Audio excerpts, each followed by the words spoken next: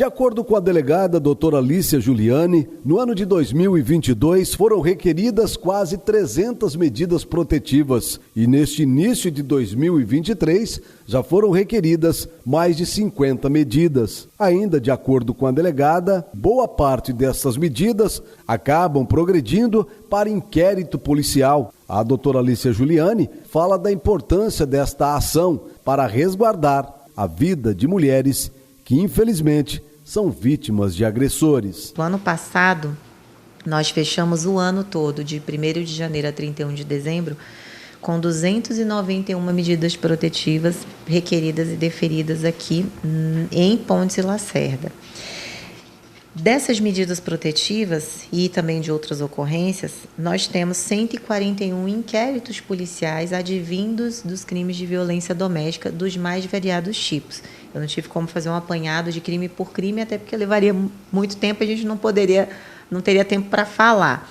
Mas, no geral, todos os crimes envolvendo violência doméstica, seja de um empurrão até um feminicídio, ele está aqui. Tá? Ele está nesse gráfico aqui de 141 inquéritos policiais.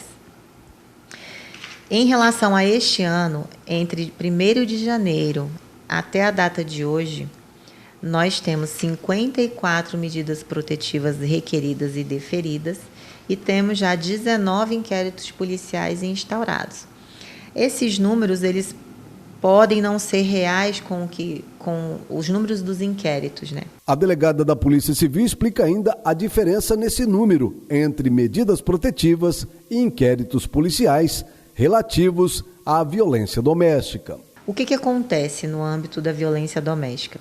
Quando a mulher vem aqui, que ela sofreu alguma violência doméstica, seja ela física, psicológica, moral, de perseguição, ela tem direito a pedir, isso é um direito dela, não é uma obrigação.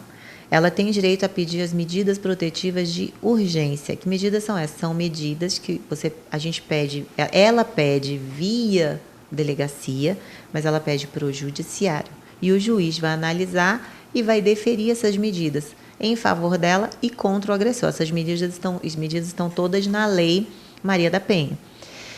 Aí, como exemplo, o agressor não pode se aproximar a 500 metros da vítima, nem pode ir na casa da vítima, não pode entrar em contato com a vítima e seus familiares. Existem medidas de suspensão, direito de visita dos filhos, a depender do contexto da violência doméstica. Medida de suspensão de porte de arma, se por acaso o agressor tem arma, né? É legal. Diversas outras medidas, e medidas também que obrigam o agressor. O que acontece? A gente faz esse pedido, é um direito da mulher. Muitas delas, às vezes, chegam aqui e querem só o boletim de ocorrência. É obrigação nossa oferecer, a gente não pode deixar de oferecer e de explicar o que são as medidas protetivas e o direito que elas têm. Muitas delas, infelizmente, vêm aqui e fazem só o boletim de ocorrência, porque elas dizem que elas não querem prejudicar o ex-companheiro, por N motivos, né?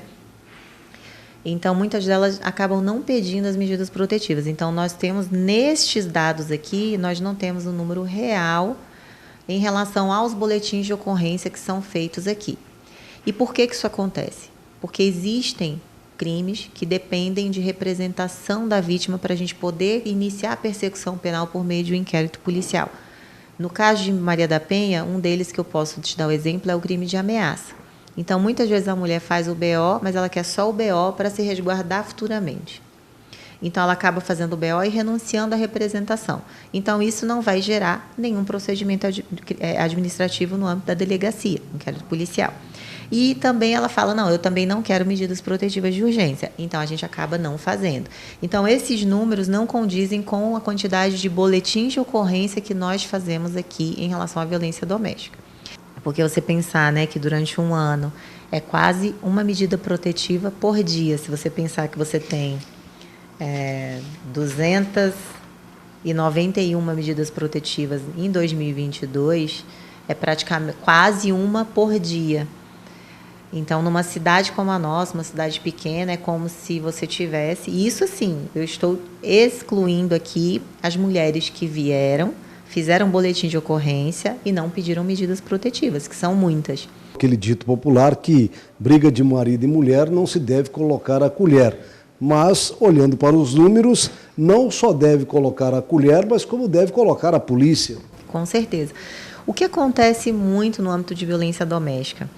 As mulheres, ou por uma insuficiência patrimonial, emocional, né, ou mesmo por terror psicológico do agressor, elas ficam vivendo aquele terror dentro de casa e se calam, elas não falam para ninguém.